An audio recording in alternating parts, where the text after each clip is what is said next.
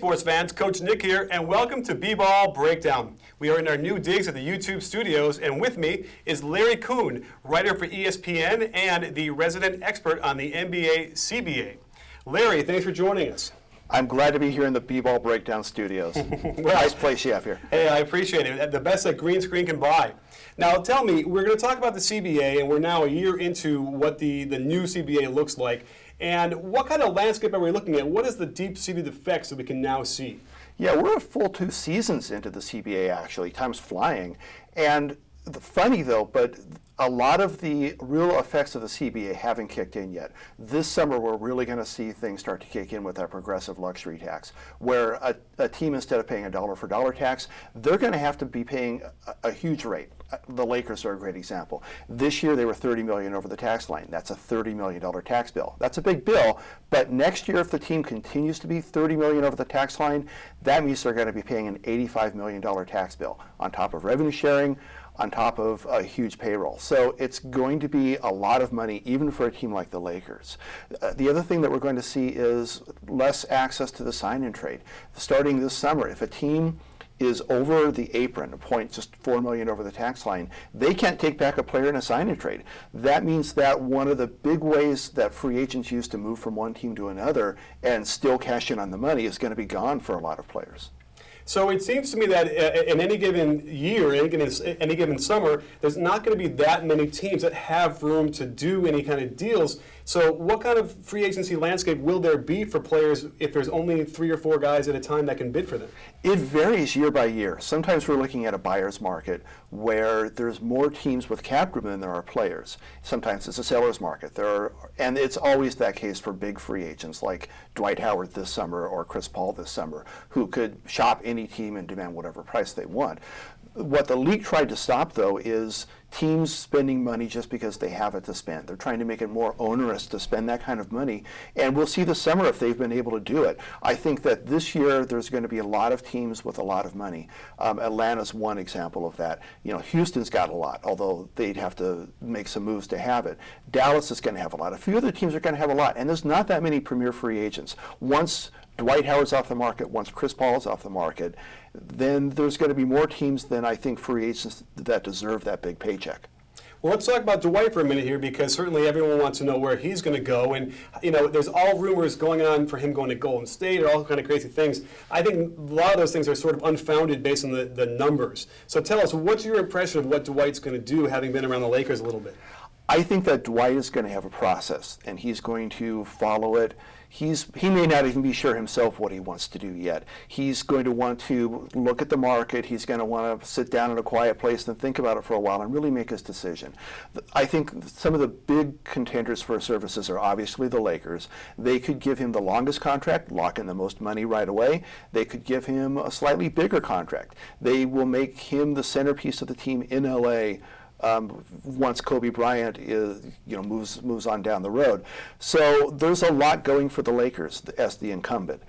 On the other hand, the Lakers are a team where the management's in transition. The coach is not necessarily the right coach for him. There is not really a long-term solution in terms of players to put around him. And from a strict basketball standpoint, and if Dwight's thinking, where am I going to contend for a title right away, it may not be the Lakers. So you start looking at other teams like Houston. Houston's got another go-to guy locked in long-term in James Harden. They got Jeremy Lin. They have, Omer Ashik sitting there, and Dwight has already expressed some interest in playing with him. Chandler Parsons. Houston's got a lot of assets to move to build pieces around him. They've got a lot of young up-and-coming assets in place. They've got the cap room to put around him.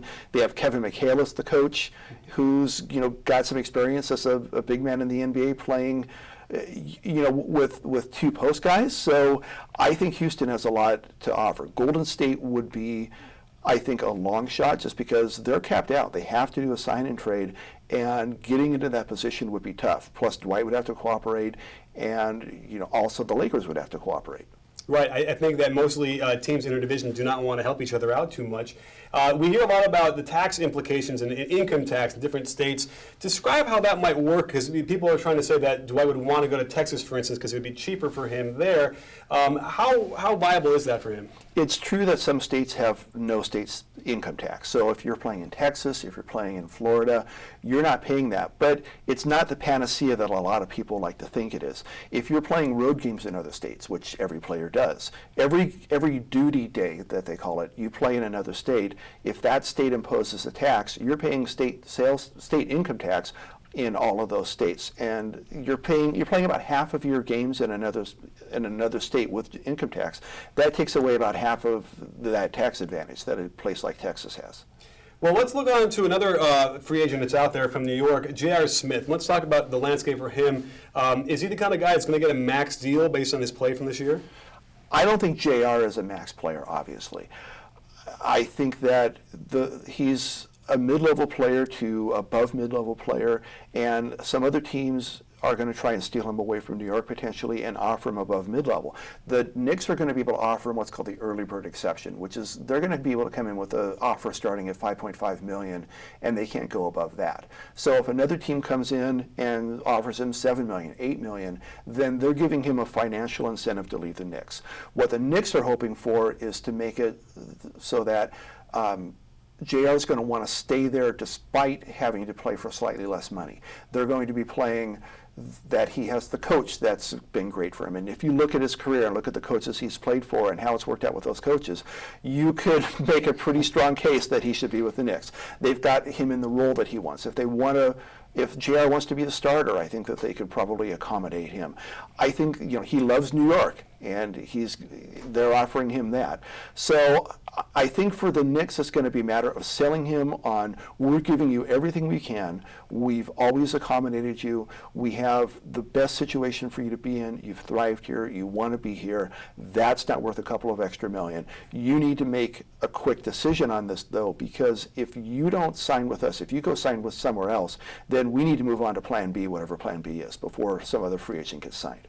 Well, that would be interesting to see J.R. Smith and Carmelo Anthony in the starting lineup together. I'm not so sure how that would work either for Mike Woodson and those kind of people, but certainly it would cause for some excitement. Let's just touch upon Josh Smith for a minute, because again, he's been in the papers and in the headlines for years now about whether they're going to move him, what's he going to do, what Atlanta wants to do with him. What's his market value? Josh is an unrestricted free agent this year, so he can go wherever he wants. Atlanta can't do anything about it. He's been saying that he wants a full max deal. I don't think he's worth it. I don't think he's going to get it.